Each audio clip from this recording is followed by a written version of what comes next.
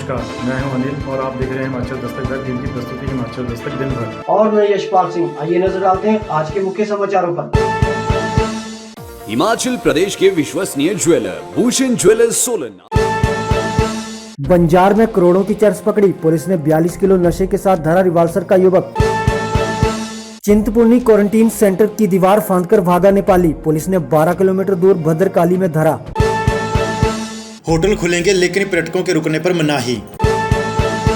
सेब बागवानों को नहीं होगी कोई दिक्कत, समीक्षा बैठक के दौरान शिक्षा मंत्री ने दिया आश्वासन। डलहौजी में जोरदार बारिश, पांवटा में आग बरसा रहे सूर्यदेव, अभी राहत के आसार नहीं। पांवटा में 550 रुपए किलो बेचा मटन, विभाग ने 4200 रुपए का किया चालान। जंगली सब्जी खाने से झारखंड के 6 प्रवासियों की तबीयत बिगड़ी, किन्नौर के मोरंग में पेश आई घटना। 15 जून से टोटल लॉकडाउन महज अफवाह, डीसी ऊना बोले भ्रमित ना हो लोग। पंचायत प्रधान पर फर्जी हाजिरियां लगाकर धांधली का आरोप, ग्रामीणों ने बीडीओ से की शिकायत, प्रधान ने नकारे आरोप। किसानों पर एक और मुसीबत, अरबी की फसल को लगी बीमारी।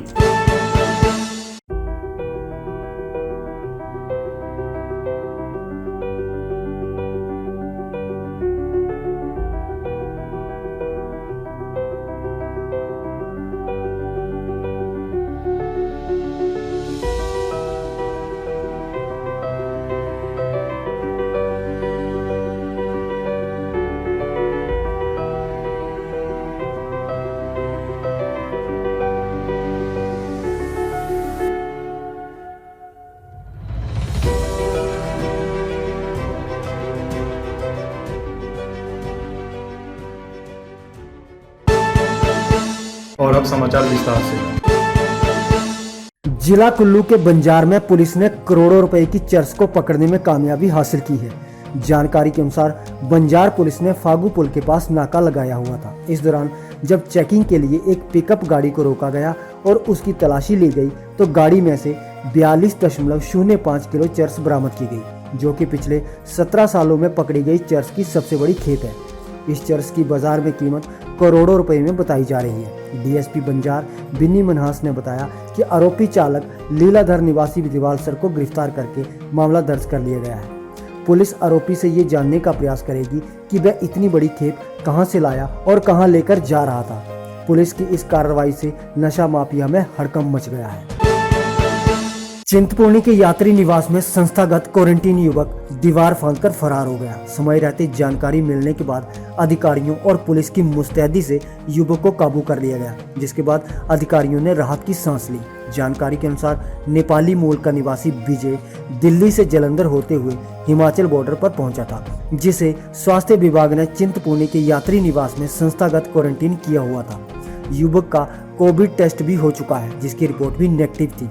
युवक की क्वारंटीन अवधि 12 जून को समाप्त होनी थी, लेकिन क्वारंटीन अवधि समाप्त होने से ठीक एक दिन पहले वीरवार को युवक दीवार फांदकर फरार हो गया, जो कि चिंतपूर्णी से करीब 12 किलोमीटर दूर भद्रकाली पहुंचा। इस पर चिंतपूर्णी में पुलिस के भागने की खबर मिलते ही अफरा तफरी का माहौल बन गया और युवक की तलाश शुरू हो गई। दौलतपुर पुलिस ने युवक को भद्रकाली से दबोच लिया और चिंतपूर्णी पुलिस के हवाले कर दिया। दौलतपुर चौकी प्रभारी तरसेम सिंह ने खबर की पुष्टि की है।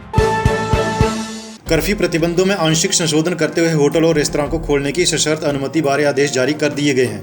जिला दंडाधिकारी ऊना संदीप कुमार ने बताया कि होटल और रेस्तरां को खोलने के लिए संचालकों को निदेशक पर्यटन एवं नागरिक विमानन हिमाचल प्रदेश द्वारा जारी किए गए दिशा निर्देश की अनुपालना सुनिश्चित करनी होगी।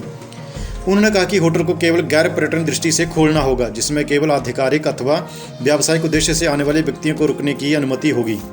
साथ ही हिमाचल के स्थानीय निवासी भी होटलों में ठहर सकते हैं, लेकिन अन्य राज्यों से आने वाले पर्यटकों को रुकने पर आगामी आदेशों तक प्रतिबंध रहेगा। डीएम संदीप कुमार ने बताया कि आधार पंजीकरण केंद्रों को भी प्रदेश सरकार द्वारा जारी दिशा निर्देशों की अनुपालना करते हुए खोलने की अनुमति प्रदान कर दी गई है। शिक्षा मंत्री सुरेश भारद्वाज ने वीरवार को शिमला के बचत भवन सभागार में सेब सीजन और मानसून को लेकर जिला प्रशासन द्वारा की गई तैयारियों का जायजा संबंधित बैठक की अध्यक्षता की। बैठक में सेब सीजन की जिला मॉनिटरिंग और व्यवस्थाओं पर भी चर्चा की गई। शिक्षा मंत्री ने कहा कि सेब सीजन के दौरान बागवानों को कार्टन की समस्या नहीं आने दी जाएगी। इसके साथ ही मजदूरों की उपलब्धता भी सुनिश्चित की जाएगी। वहीं शिक्षा मंत्री ने लोक निर्माण विभाग को सड़कों के ऐसे स्थानों की पहचान करने को कहा जिनकी बरसात के दौरान बंद होने की संभावना है। इसके साथ ही उनकी मरम्मत के भी निर्देश दिए गए ताकि सेफ सीजन के दौरान यातायात प्रभावित न हो। उन्होंने बिजली विभाग को ढीली तारों की मुरम्मत करने और बिजली संबंधित शिकायतों का निपटारा करने के भी निर्देश दिए। उन्होंने आगामी मानसून के मद्देनजर विभिन्न विभागों को पुख्ता इंतजाम करने के भी निर्देश दिए ताकि किसी भी प्रकार के जान माल के नुकसान से बचा जा सके। हिमाचल प्रदेश में वीरवार को कई क्षेत्रों में जमकर बारिश हुई। सबसे ज़्यादा बारिश डलहौजी में रिकॉर्ड की गई, तो वहीं पांवटा साहिब में तापमान प्रदेश में सबसे ज़्यादा रहा। डलहौजी में 44 मिलीमीटर बारिश दर्ज हुई, जबकि पांवटा साहिब में 37 डिग्री सेल्सियस तापमान रिकॉर्ड किया गया। कई क्षेत्रों में वीरवार के दिन तापमान बढ़ने से लोगों की मुश्किलें बढ़ी, जहां कई क्षेत्रों में अधिकतम तापमान 30 डिग्री से ऊपर चला गया। हालांकि मौसम विभाग ने मध्य पर्वतीय क्षेत्रों में 12 जून को बारिश और बिजली कड़कने की संभावना भी जताई है।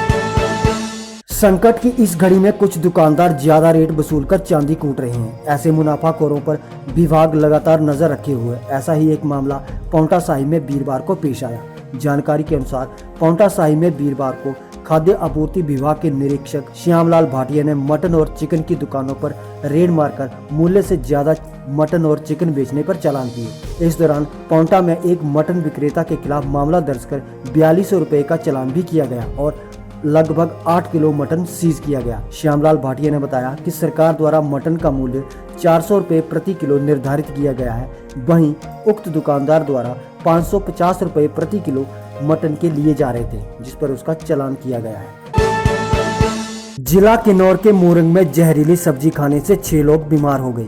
झारखंड के ये 6 प्रवासी हाइडल प्रोजेक्ट में काम करते हैं। जानकारी के अनुसार बुधवार शाम को ये मजदूर जंगल से सब्जी समझकर एट्रोपाल मेलोडिना नामक जंगली जहरीले पत्तों को लेकर आए तथा सब्जी बनाकर खा ली। जहरीली सब्जी खाने से उनकी तबीयत एकाएक खराब हो गई, जिसका पता प्रोजेक्ट के अन्य कर्मचारियों को समय रहते चल गया, जिस पर प्रोजेक्ट के फार्मासिस्ट द्वारा उन्हें प्राथमिक उपचार दिया गया और रात 11 बजे क्षेत्रीय चिकित्सालय रिकांगपिओ लाया गया। परंतु उनकी तबीयत ज़्यादा खराब होते डॉक्टरों ने सभी को रामपुर अस्पताल के लिए रेफर कर दिया, जहां उनका उपचार चल रहा है और अब उनकी हालत में सुधार है।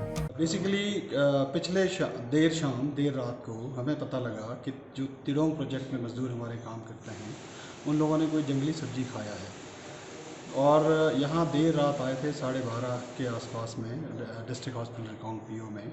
तो जब इन्वेस्टिगेशन किया गया तो पता लगा कि एट्रोपा वेलोडेना करके एक जंगली पत्ता रहता है, वो उन्होंने खाया, जिसमें एट्रोपिन निकलता है, जिसकी वजह से उन लोगों को साइकोसिस और बड़े सारे और प्रॉब्लम्स हो गए थे।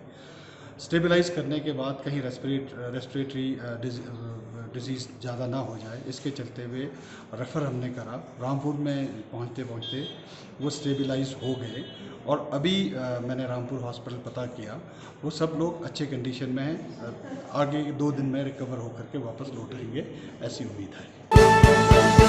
15 जून से एक बार फिर लॉकडाउन की खबरें केवल अफवाह हैं, ये बात डीसी ऊना संदीप कुमार ने कही। डीसी ने जनता से ऐसी अफवाहों पर विश्वास न करने की भी अपील की।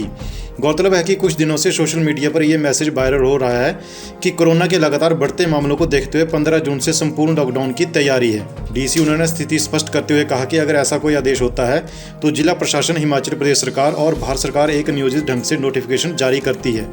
आम आदमी तक इसकी सूचना पहले ही दे दी जाएगी ताकि हर कोई तैयार रहे। जो ये अफवाह चल रही है कि 15 जून से टोटल लॉकडाउन हो जाएगा, ये सरासर झूठी खबर है, अफवाह है। बार बार आप सबको मैं आग्रह करता हूं कि किसी भी अफवाह के ऊपर जो आप विश्वास ना करें। जब भी कोई आदेश होता है तो जिला प्रशासन, हिमाचल प्रदेश सरकार, भारत सरकार उसका एक नियोजित ढंग से जो है उसकी नोटिफिकेशन करती है और आम आदमी तक उसकी सूचना पहले ही पहुंचाती है। कृपया आप घबराएं नहीं। द्रंग विधानसभा क्षेत्र की एक पंचायत प्रधान पर मनरेगा मजदूरों की फर्जी हाजिरी लगाकर पैसे हड़पने का आरोप लगा है। करीब आधा दर्जन महिलाओं ने इस बारे में लिखित शिकायत खंड विकास अधिकारी बाली चौकी को की है। महिलाओं का कहना है कि उन्होंने कोई कार्य नहीं किया है, लेकिन उनके बैंक खाते में धनराशि आई है। प्रधान महिलाओं को टैक्सी में ले जाकर धनराशि निकालने और राशि वापस देने की मांग कर रही है। इन महिलाओं ने कहा कि पंचायत प्रतिनिधि स्थानीय ग्रामीणों को दरकिनार कर नेपाली मजदूरों को रोजगार दे रहे हैं। वहीं निर्माण कार्य में भारी अनियमितता बरती जा रही है। गांव में चल रहे एक कार्य में 60 साल के वृद्ध को काम पर लगाया गया है। महिलाओं का यह भी आरोप है कि पंचायत के अधिकांश कार्यों में धांधली हुई है। इन सब की उच्च स्तरीय जांच की जाए। वहीं प्रधान ने कहा कि आरोप झूठ का पुलिंदा है। पंचायत कानून के हिसाब से काम करती है। ये सब सिर्फ बदनाम करने की कोशिश है। खंड विकास अधिकारी बाली चौकी चेतराम ने कहा कि मामले की शिकायत मिली है, जिसकी छानबीन को लेकर शुक्रवार को SBPO पंचायत में जाएंगे। अनियमितता पाई गई तो सख्त कार्रवाई अमल में लाई जाएगी। कोरोना के बाद धर्मपुर के किसानों पर एक और आर्थिक मार पड़ी है। हिमाचल प्रदेश किसान यूनियन धर्मपुर के मंडल अध्यक्ष एवं प्रगतिशील किसान हंसराज वर्मा व किसान बीर सिंह, राजकुमार, कुलदीप कुमार, संत राम, भगवाना राम, केसर सिंह ने बताया कि गांव कपाही में किसानों द्वारा बीजी गई अरबी फसल को बीमारी लग गई है, जिसके कारण अरबी के सारे पत्ते खराब हो चुके हैं। उन्होंने कृषि विभाग के अधिकारियों से मांग की है कि फसल को लगे इस कीड़े से उपचार करने के बारे में किसानों को सलाह दी जाए। इस बारे में विषयपात विशेषज्ञ धर्मपुर कुलदीप गुलेरिया ने कहा कि ये कीड़ा नहीं बीमारी हो सकती है, जिसका उपचार बीज बोने से पहले ही किया जाना था। लेकिन फिर भी जिस किसान के खेत में ऐसी समस्या है, वे हमसे संपर्क करके दवाई का छिड़काव करें। कुछ हद तक फसल खराब होने से बच सकती है। इस बार 13 जून को हिमाचल दस्तक के फेसबुक लाइव शो में मिलिए जानी मानी गीत एवं संगीतकार रागिनी शर्मा और प्रसिद्ध लोक गायक निकेश कुमार बड़जात्या से आपके अपने शो बज़्म मौसीकी में। आज के लिए बस इतना ही। घर पर रहिए, सुरक्षित रहिए। शुभ रात्रि।